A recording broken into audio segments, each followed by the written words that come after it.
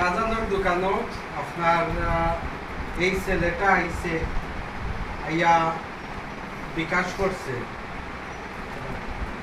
বিকাশ 10,000 কত 10,200 টাকা, 10,200 টাকা করিয়াও আপনার দৌড়াইয়া গেছে কি,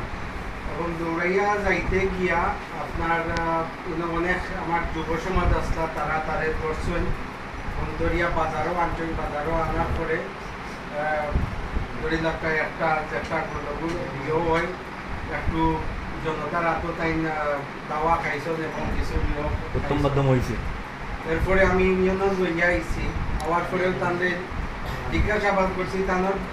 নাম হইল গিয়া রিপন আহমেদ এবং তাদের বাড়ি হইল কুলাউড়া বক্সিমুল ইউনিয়ন।